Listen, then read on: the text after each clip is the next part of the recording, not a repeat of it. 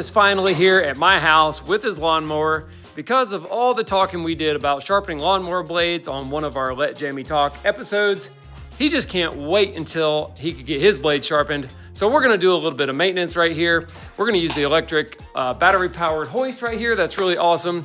Get him ready to go.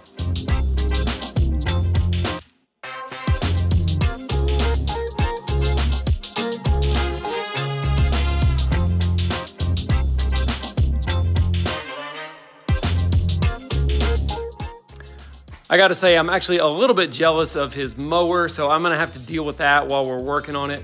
Sorry, Ben, if I have any kind of outlash or any kind of smart remarks about it. It's just my jealousy talking. He has a Skag hydraulic, hydrostatic, what is it called? Hydraulic. It's a hydraulic drive, okay? And this is the mower that I went to go buy, but I got something different at the time. But my walk-behind mower is a very old Honda, and it's a commercial mower, but it's I don't know, it has gears and belts and pulleys and wacky stuff to drive it instead of hydraulics. So it's a lot harder to drive, and I don't really like it that much. So what I'm trying to say is I'm happy for you, okay? I thought you said you didn't like it. No, I love it. I love it. No, actually I did. That's funny. I just told Ben I don't like it. And I don't know if I like it or not because I never got one. But the way that you operate these controls right here, it actually is like driving a bulldozer. The mower automatically kind of goes, and then you pull a lever to slow down whichever side you want to slow down, and that makes it turn. And I like to apply the handles to the direction I want to go. So it's reverse. Yeah. But it probably makes more sense that it is like this is. All right.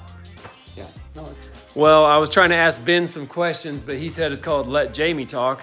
He doesn't want to be like Let Ben Talk. Well, I want to tell you, because I was asking him, how long has it been since you sharpened your blades? He says approximately 1 year.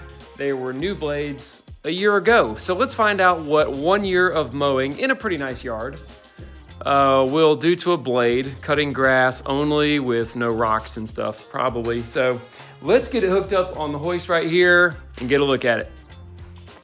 Yep.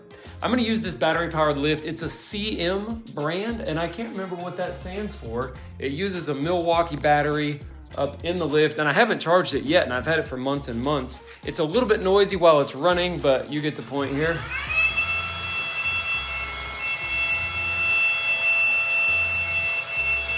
It's gonna be a while.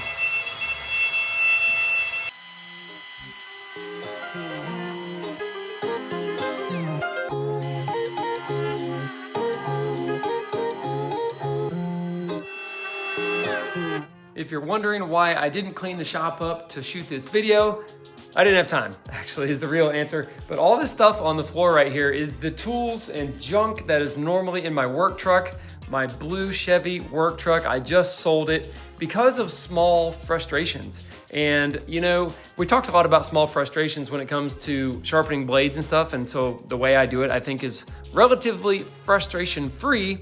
Yet I realized the other day that I deal with so much daily frustration in my work truck because of the small things, and I'll name a few. The door locks didn't really work right. The key fobs didn't work, so you had to manually open the door with a key. The windshield wipers don't work right. There's no windshield wiper fluid because the reservoir is cracked. The fan for the AC doesn't go anywhere except defrost. Sounds like a helicopter when you turn it on to the high setting.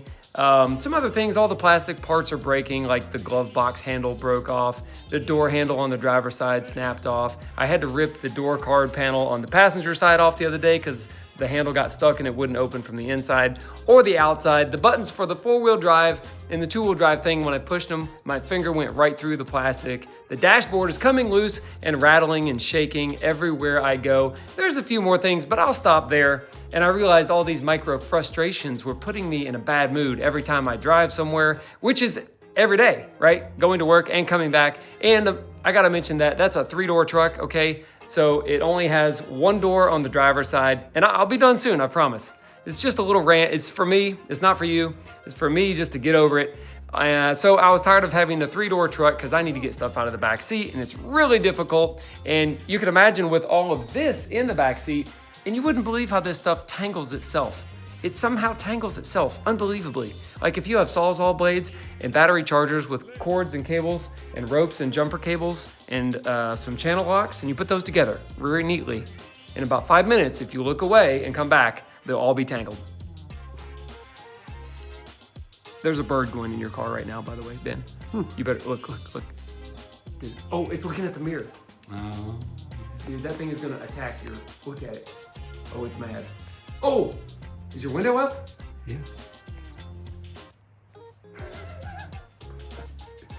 Oh, goodness. Okay. Wow. I've never seen that bird here before. I'm gonna be tripping over this stuff while we're making this short video, but that's okay. I can deal with it until I get this loaded into my other truck, which my new work truck is gonna be my old 2004 Ram that I've had for like 17 years. It's now going to be upgraded to work truck position. One thing I was a little bit scared about though is breaking the news to my dad that I had sold the truck. And I didn't tell him till after it was sold because I knew he would try to talk me out of it or whatever and convince me that I should keep it. But I already knew that I need to get rid of it. That was my best choice. So I did tell him, and he was sad, and I expected that. But he just went on about how good the engine was in that truck. And it was a great engine. And he wasn't wrong about that. But he didn't have to live through the daily frustration that I was experiencing, and in the heat in the truck, like driving, talking on the phone, just sweating the whole time. So at any rate, I'm looking forward to this next season of driving a different truck. And let's get back to lawnmower blades. How about that?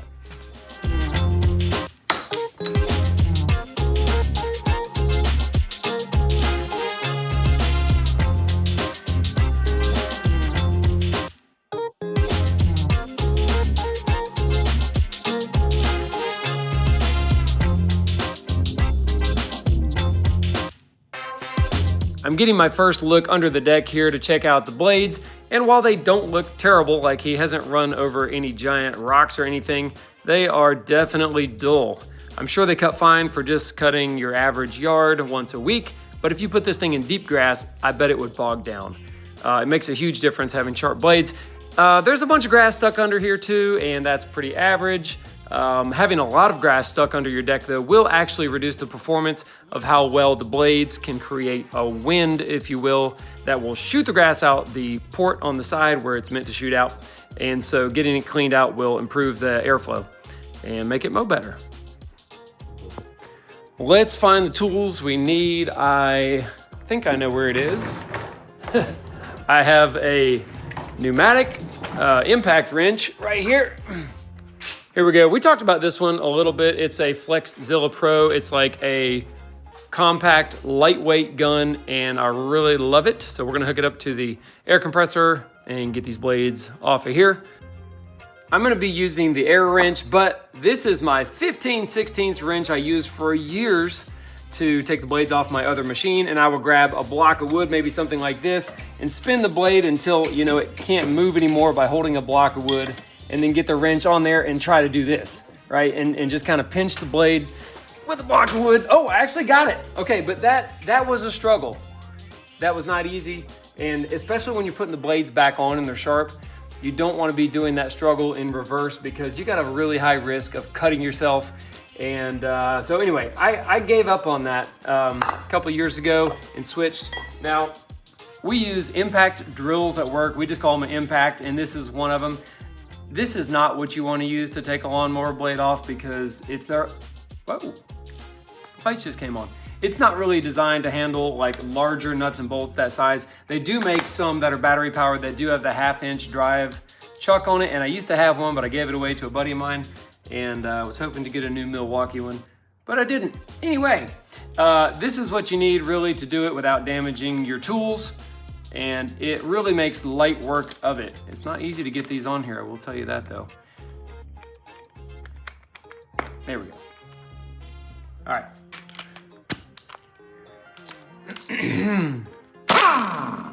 Oh yeah. I don't know what it is about that sound.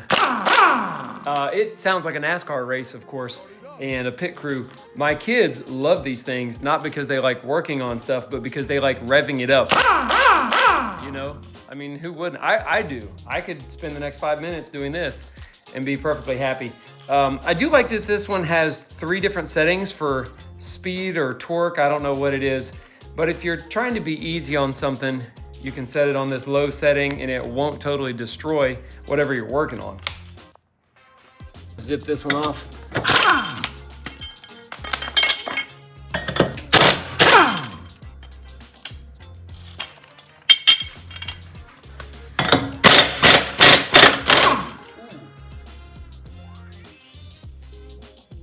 You know what just happened? You just broke it. Oh, no, it didn't break. Oh, thank goodness. I seriously thought this bolt broke because that one I had to hammer it a few times. And by the way it looked, I seriously thought we snapped that off. That would have been bad for the video. Well, and for Ben. That would have been bad for you, Ben. Wow. Okay. All right. So you just buy new blades when they're dull, huh? Is that what you do? No. I have an extra set. I should have brought the extra set. You should have. I know. What I do sometimes, this is the first blade we took off, and it was over here by the chute side. For whatever reason, I tend to hit the most rocks and junk on that side of the mower, and you definitely got some large divots in the blade there. And I don't know if we'll grind all that out. We can, but sometimes you take off more material than you should. All right, let's get out the grinder. This is lit. I don't always clean the grass off of the blade here, but I will today because I'm doing it for Ben. And I noticed, dude, your blades are actually sharpened all the way across the backside. What in the world, dude? Did you buy special blades? They're like double-sided, sort of. And look, they're like sharpened up here too, but it's backwards.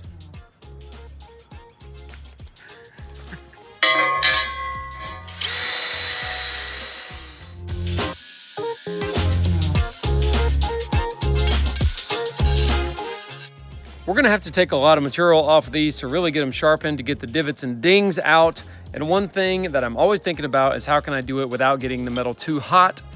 And you know it's too hot when it turns black or blue.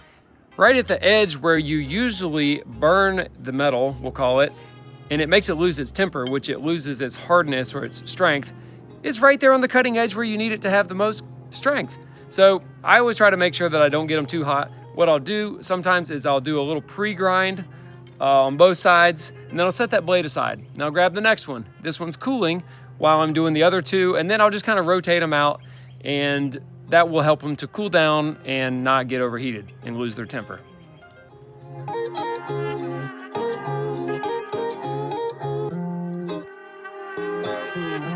I'm gonna get my battery power grinder loaded up with my favorite cutting disc right here. This is called Sigma by Green Max or whatever. This is a really aggressive cutting blade, and I like it because it takes tons of material off fast without overheating your workpiece. And so basically I gave up on the standard black colored grinding discs, and this is about the only one I buy.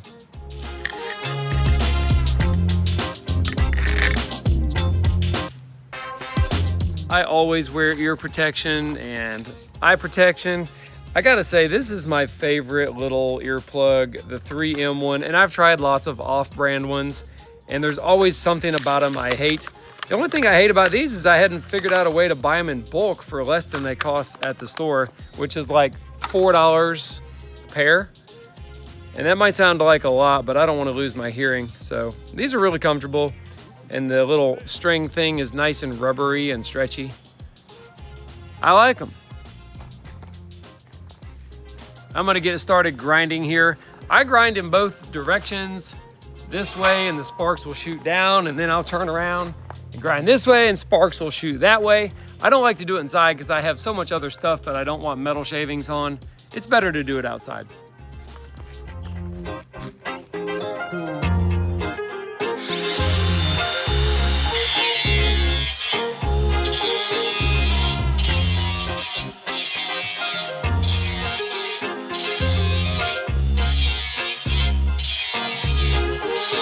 Start it up.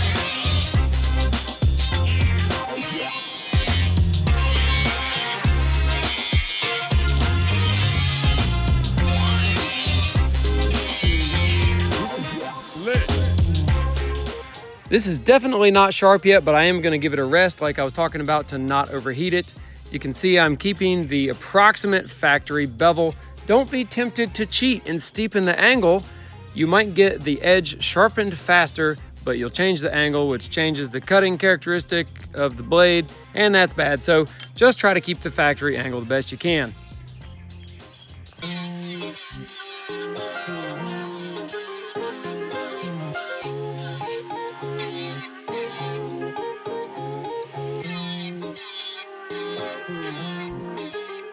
Start it up.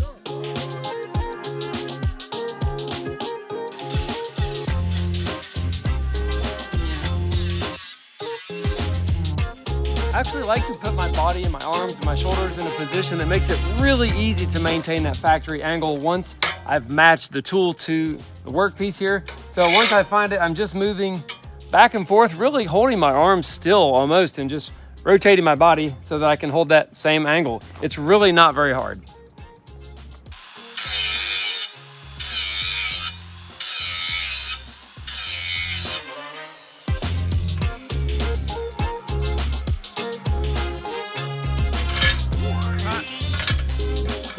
Find a cool one. All right, that first blade is cooled down pretty nicely now.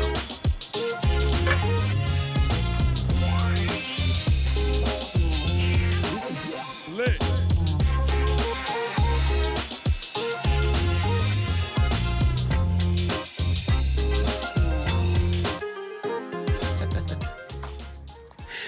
We're so close. I'm feeling for a burr. And the burr is the telltale sign of an edge of a plane of this surface that has fully passed the edge of a plane on the backside of it. And so the burr is just a little rough edge of the metal there that rolls over. I do not feel a burr here, but I almost, I want to feel it. I almost feel it. What I said is that we could put a micro bevel on it, was just as steepened up angle of a very small grind. You would normally use that on a hand plane or maybe a chisel or something in the woodworking shop. I was sort of joking about it on the lawnmower blade end of things, but I've also done it before and I'm not joking. We'll just leave it for now. I'm gonna flip and do this other side. I hate to bore everybody with every little detail, but it's worth noting that when I'm moving across the material here with the grinder, I'm moving pretty fast. And I would never go out in the middle and stop or pause, because it will heat up right there in that spot and burn the metal, take out the tipper. So anytime this thing is contacting the surface, I'm moving fast. And that's the way that I've been taught to do it. And I think it's a good way to do it. Since Brett was nice enough to buy this balancer for me, I'm gonna use it. Let's try it. This is my first time trying it. Okay, I guess you gotta let it kind of sit for a second. It looks pretty good to me. If anything, I'd say that side went a little lower, but it's pretty balanced, don't you think? Yeah. I don't think each blade needs to be the same weight.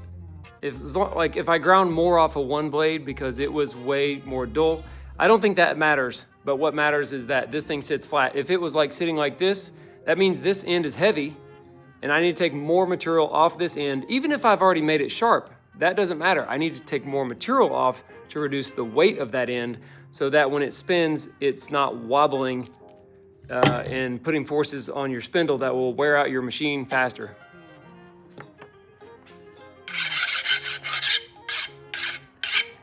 I don't know how many times I've gone to the hardware store to buy a file. And on the package of the file, it'll have a little picture of the file being used on a lawnmower blade.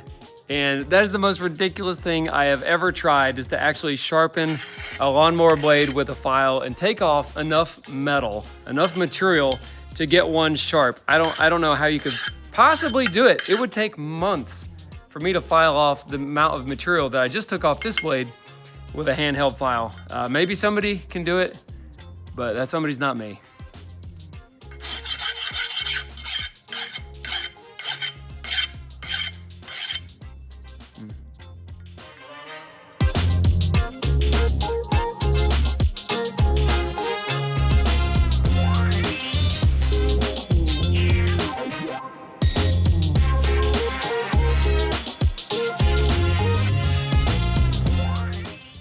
Now, this part that I was grinding on is the part that we're showing close up. It looks sharp because it's clean and shiny metal, but this surface doesn't show us sharpness. Really, it's all about when this surface meets this surface. Those two surfaces meeting in a sharp edge is what gives you your sharpness. So if I hold the edge here, I don't know if you can see or not. I'm gonna try to rotate it so the light will catch a few of the little dings in the edge that are remaining. This blade is not super razor sharp, although it is way, way better than it was. And the surface here from the grinder is very rough and coarse because we're using an aggressive grinder disc to remove as much material as possible. And as much as I would love to get this polished out to a mirror finish, I don't really think it's gonna help us a whole lot in this application, and it would take a whole lot more time. If you've got the time and it would make you happy, I would recommend you to do it though, okay?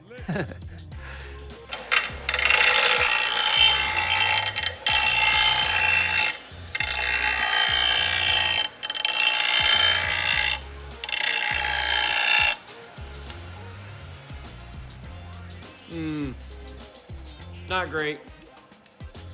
I thought just for fun I would try the bench grinder to take off a little bit of material to get the balance right.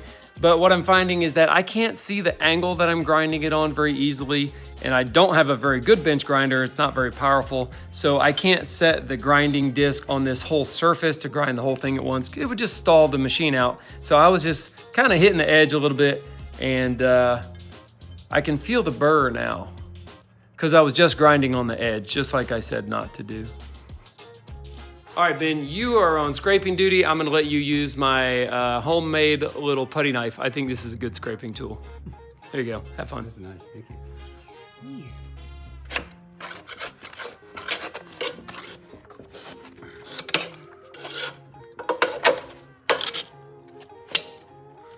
That rust is probably a good reason to do this more often too, isn't it?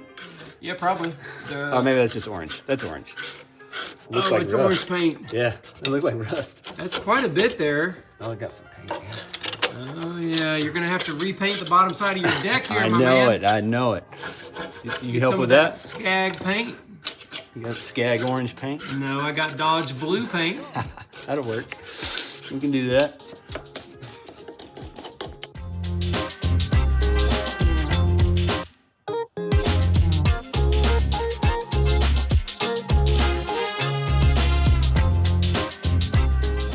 I got all three blades sharpened up here, and it looks like you got about 10 pounds of grass scraped out from under the deck, so that's good news.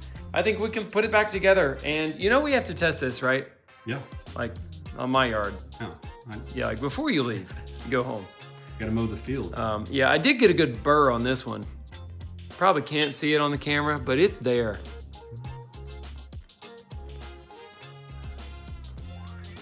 Yep, see that? Yep, that's a burr. To put these back on here, I'm gonna get the bolts started by hand. I always like to do that so that I don't cross thread anything. Make sure the blade is right side up, of course. That's good, the threads are started. I'm gonna go for the number 1 setting, which is the least amount. And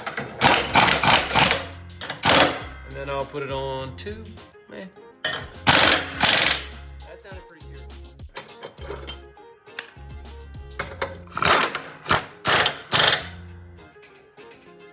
Do you ever pressure wash the No. underside of yours?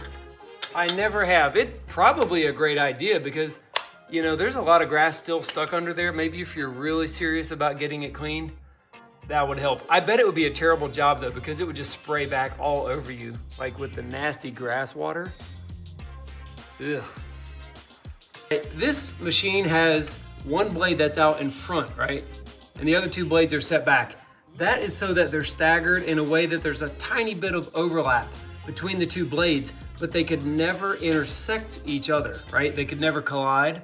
Some mowers with multiple blades actually have a little keyway or some kind of design that makes sure that they're always in opposite rotation so that they can't collide even though they do overlap in the same space, right? So yours doesn't have that. We don't have to worry about it.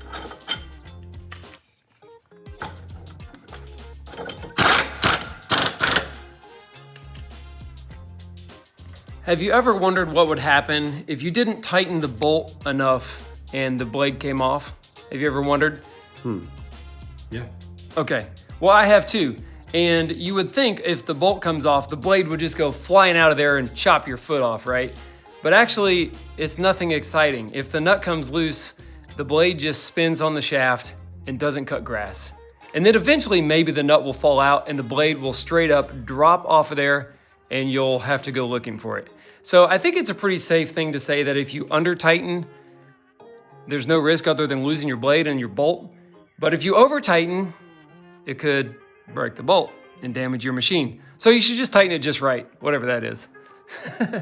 You know, after watching this video, if you stuck around this long, I'm super amazed. And if you really want to know how to do this properly, then you'll have to watch a video of somebody else that knows what they're doing. You think you can figure out that remote to let it down? I don't know. Yep. No, that's for steering. It's like a remote control car.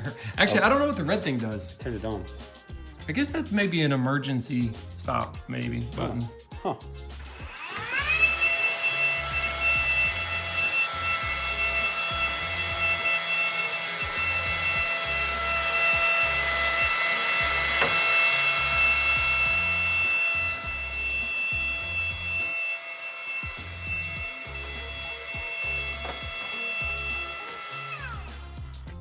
We'll start it still?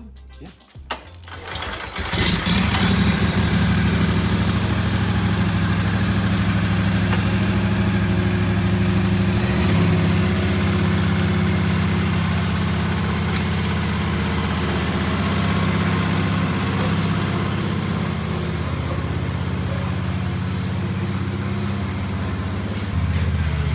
Hey Ben, don't worry about all the grass and the floor and stuff and, you know, the tools laying everywhere. I'll pick all that up, okay? You don't have to worry about any of that. I got it. All right. I'm trying to make Ben leave so that I can go take my wife out to dinner. Thanks for sharpening blades with us, is what my brother would say. But anyway, I hope this was helpful for you a little bit. I had a good time. I hope Ben doesn't think that now every time he wants to sharpen his blades that he has to come over here to my house and do it. Actually, I'm gonna try to get him set up where he can use a hoist or something in a tree branch because he has a couple trees around his place. And we can get him set up to do this all by himself. We can probably run an airline from my place over to his house. I usually do a bucket. A bucket? I usually prop it up. Okay, props it up with a bucket is his go-to method right now, but I think there's room for improvement. And I know that I have room for improvement too. So thanks for joining, thanks for watching and listening, and be curious, and if you don't know, just ask.